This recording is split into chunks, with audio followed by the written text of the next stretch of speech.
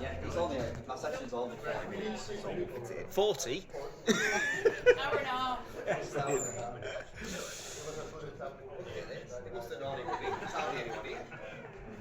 I think invigilation is having a. Oh.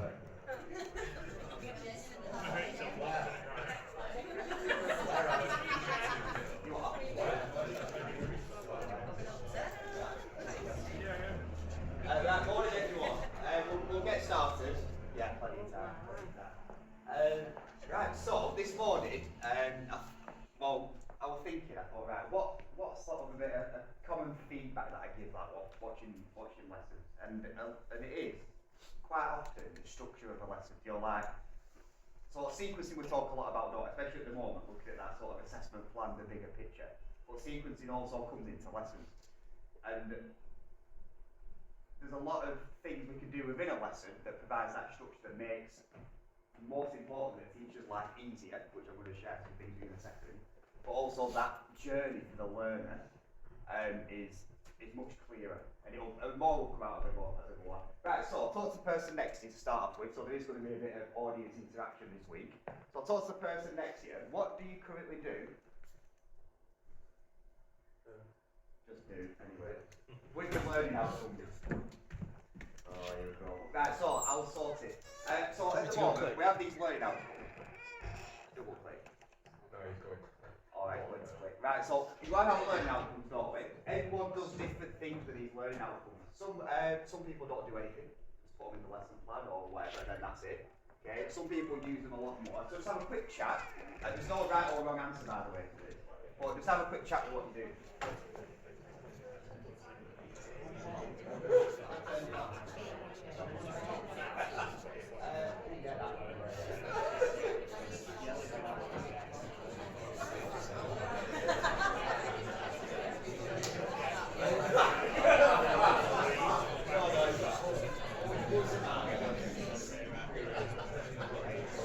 Come on, Alex, get chatting.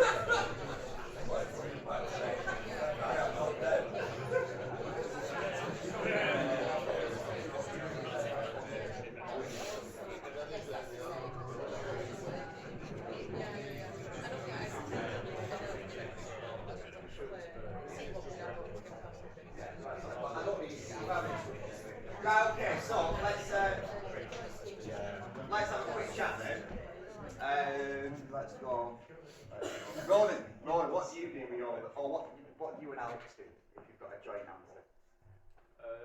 Usually just kind of talk about it at the start of the lesson, just give a bit of a target as to what we're going to be covering during the lesson, and then just try and at different points maybe tasks or activities, just like recap if they've been able to do it or not. Yeah, okay, so let's just take one thing from that start of the lesson. When I did my teacher training, years ago, it was very drilled into you at the start of the lesson. The first thing you do is show your learning outcomes, and we'd stand there and go, in today's lesson we are going to do I mean, we're moving on since then in terms of what we know about learning journeys and direction, but yeah, they've got the play step at the start of the lesson, haven't they, in terms of that setting the scene, if you will. So yeah, cheers, Ron. Anyone else got anything else that they do? Anything a bit different? I quite often don't put the learning outcomes up. I'll go through it and then I'll say, right, well, these are what we have been learning today. Can you do this and put it as a bit of success criteria rather than an individual learning outcome? So there's like a success criteria for them, so they've got to meet that success criteria based on the learning outcomes. But you're not necessarily telling them what they're learning, and they're learning it without even knowing. Yeah, that's interesting. Does anyone else do something similar? I see a lot. Well, throughout my time, I've seen a lot of primary schools do things like that. Use that as a primary school teacher, wasn't it? Makes sense. Yeah. And almost use it as a checklist. And it's interesting this because if you're interested, look it up, because with an education, a lot of research behind using checklists in terms of making sure you've done stuff in a positive way. take it from industry, because a lot of industries will use checklists or to quality check stuff. And if you look at it, there is a mechanism in education where you can just use things as a checklist to make sure you've done your learning. It's quite common. So you're using that success criteria, I suppose, as that checklist. Yeah. Anything else? Anyone do anything mid to end the lesson with learning outcome? Sometimes, because you might start off doing one thing, but then sort of they have to move on and develop further during the lesson. So at that point, you can then introduce, okay, we've done this. Now to reach the next criteria, this is what we're going to have to do. Yeah. So you need to work on this, and Yeah. you know, just and it brings them all back together as well. So. Yes, it has that consolidation, doesn't it? And yeah, and it shows that where that direction's going. Right, I'll show you the stuff now. Hopefully on manual.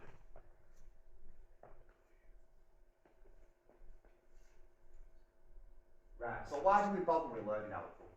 Okay, so on PGCE, okay, I'm sure more people will agree, everyone gets fed up with these, right? You do millions of them. Hours and hours of lesson plans, we talk about learning outcomes. And often you'll get the question like, why is it so important? Why does it matter when the lesson's going? Let's just get on with the lesson, okay? But this is how they can make life a lot easier in the classroom. Okay, I'll show you my experience anyway. So to communicate the learning expectations, that's sort of come out in that what we've said so far. So the learners know exactly what's going to be expected of them in that lesson. Okay, that's one thing. To show the direction of the lesson. Now this is massively important. So we talk about sequencing, don't we? And we look at obviously big at the moment in terms of like next year long-term planning. But if think of yourselves, right, anything that we ever do, okay, when we go to any training session or any CPD course we've ever been on, we always sit there going, right, come on, why am I doing this? What's in it for me? And why am I here? Okay, and once you know the why and the where, you start switching on a little bit more. That's just because we're humans. We never get in a car without knowing where it's going, and that's how brains work as well in terms of learning and direction. So the students can see that direction. They can see the big picture. Okay, so this is a really, I've got one thing to show you it's a really simple way of showing that big picture for you and for the learners. In terms of what's next week, what's the week after, when's my next assessment, and all that sort of thing. It reminds us to complete assessment for learning, which is what Helen said. It reminds us to consolidate, and I'll show you how to do that in a second as well. That will come to life a bit in a minute. I've missed the word. Oh no, it reminds us to track in-lesson progress. Okay, so it reminds us to go, right, where are we up to? And then from that, do I need to go back a step and address misconceptions? So if we leave the learning outcomes effectively, we know where we've gone wrong, where we need to, well, the students need to go back over something again. And then it allows us to use a lot of command verbs. Obviously, we all have different assessment criteria, whatever we teach on, whether it's HE, A levels, vocational, apprenticeships, we all have them explain, describe, analyse, critically evaluate, all them words that we try to get students to be familiar with, and it allows us to use them and consolidate the lesson effectively. So, here are some things I've tried in the past that might be worth sharing with them. So this is the good old-fashioned, let's put the learning outcomes on the board and let's just go through it. So this is a very simple version of what I use. Don't always highlight the command verbs. So these are just some learning outcomes that you might see in a PGCE class. And then this will be at the start, not right at the start, but you just display this as you're setting the scene in the lesson. I'm a big believer you don't need to stand at the start and read them out anymore, but you build them in and track that progress with them. And then you show this slide at various points throughout the lesson again to remind you to just go through them and check. That's all that arrow signifies. You're going to go start up here and then go down. And you're not, I've done it on purpose for this one, but I've put them in order of difficulty in terms of command verbs. So you might just go through them like that. That's the boring, that's like the basic one. They get more exciting with it as we go on.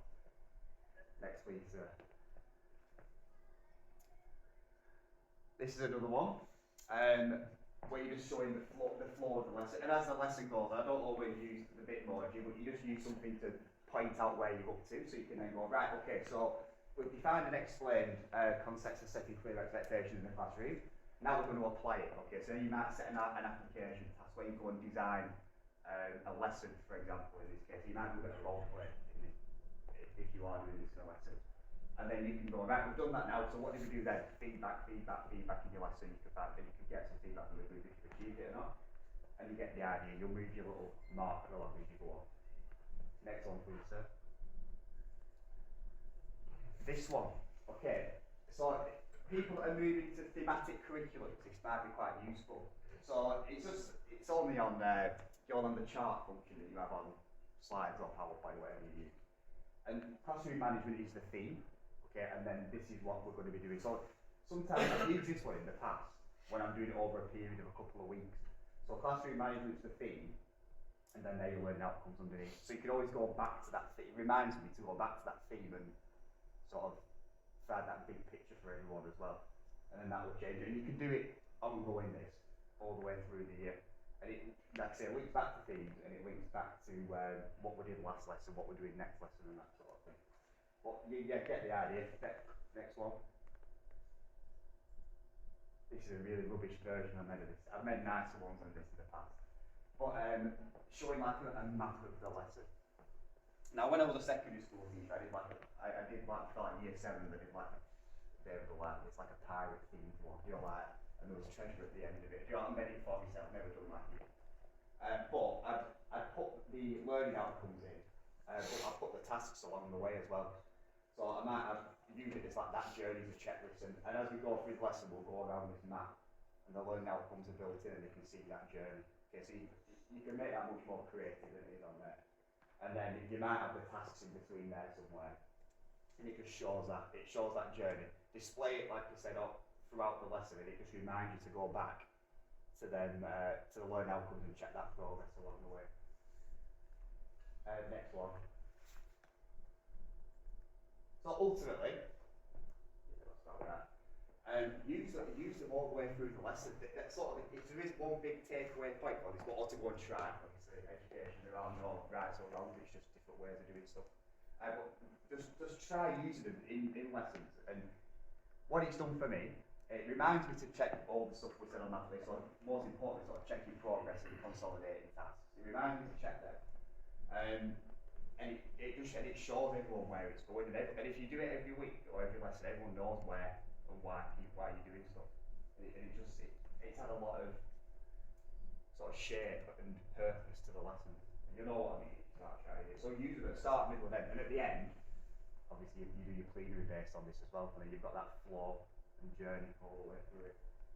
So, something to have a go at, something quite simple, doesn't take loads and loads of work. It works for everyone, whether you're in a one-to-one coaching session as a trainer assessor, or whether you're in a class of 30, whatever subject students. It just keeps that direction on track. So, last one, any questions? I think that's the last one thing. Yeah, any questions? Right, well, anyway, I'll hover anyway. But thank you very much. There's things like this. Thank you very much.